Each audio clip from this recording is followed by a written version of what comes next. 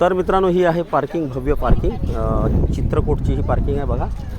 इथे गाडी पार्क करून आपण लगेच या दिशेने बाहेर पडायचं आहे पार्किंगमधून आणि ते पुढे जे दोन पिल्लर दिसतात त्या पिल्लरमधून आत गेल्यावर फक्त 1-5 मिनिटात आपण धबधब्यावर पोहोचतो।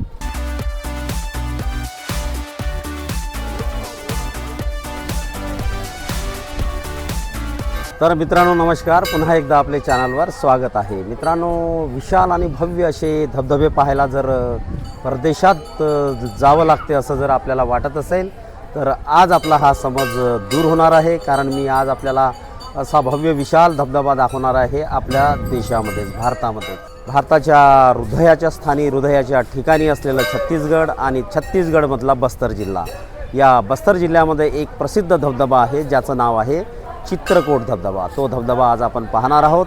अति विशाल भव्य असा हा धबधबा, ज्याची रुंदीसाठी प्रसिद्ध आहे। भारतातील सर्वात रुंद असलेला हा धबधबा आहे।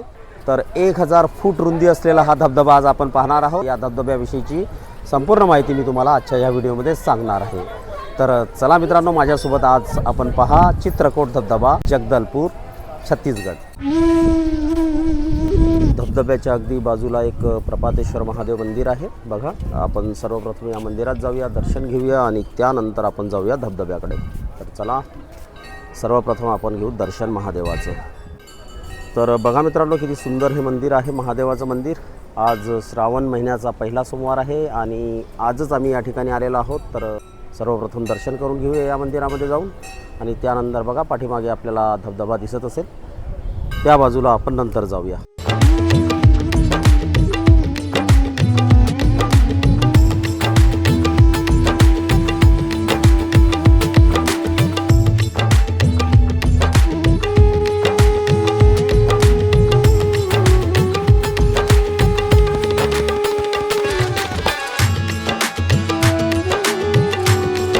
तर चला मित्रांनो, आपण जाऊया धबधब्याच्या दिशेने। हे बघा, या छोट्याशा पायऱ्या आहेत मंदिरापासून आणि आपण थेट पोहोचतो धबधब्याच्या जवळ।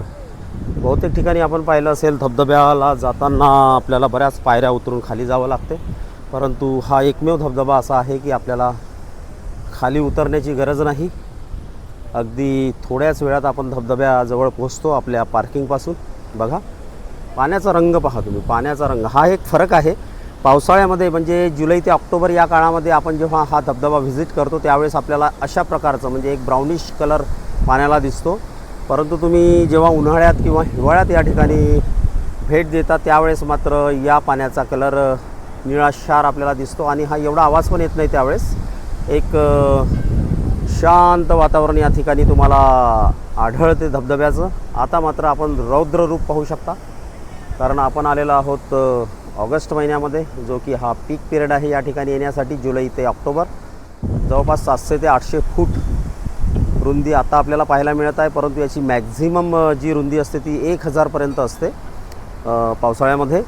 असा हा धबधबा सगळ्यात वाईडेस्ट धबधबा म्हणून ओळखला जातो। याची तुलना जो आपला जगप्रसिद्ध असलेला नायगारा वॉटरफॉल आहे त्याच्याशी केल्या जाते, कारण तो सुद्धा याच आकाराचा आहे। हॉर्सशू जे म्हणतो आपण, हॉर्सशू टाईपचा हा धबधबा आहे।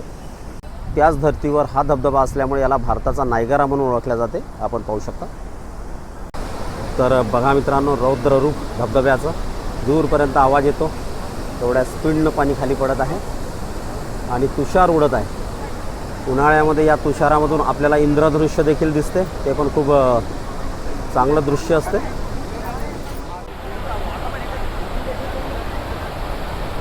बघा मित्रांनो, आपण पाहत आहोत भारताचा नायगारा म्हणून ओळखला जाणारा हा चित्रकूट धबधबा, छत्तीसगडचा प्रसिद्ध धबधबा।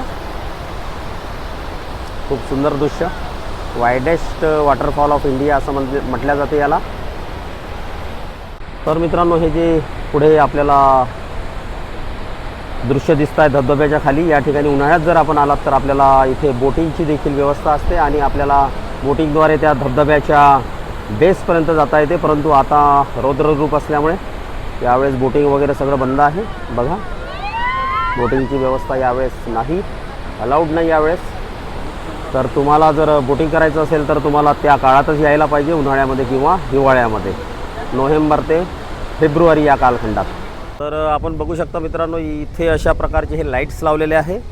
लाईट्स याकरता की रात्रीचं जे दृश्य असते ते फार सुंदर दिसते. लाईटिंगमध्ये हा धबधबा पाहण्याची काही वेगळीच मजा येते. जर तुम्ही रात्री इथे भेट देणार असाल तर एक वेगळा तुम्हाला व्ह्यू या धबधब्याचा पाहायला मिळेल रात्रीच्या वेळेस. तर बघू शकता इंद्रावती नदीवरचा हा धबधबा आपण पाहत आहोत आणि ही पुढे वाहणारी इंद्रावती नदी धबधब्याच्या नंतर शांतपणे पुढे चाललेली आहे.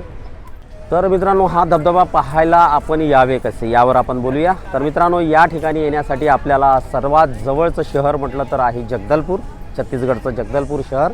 तर या जगदलपूरला येण्यासाठी आपल्याला बसेस, रेल्वे सर्व काही आहे.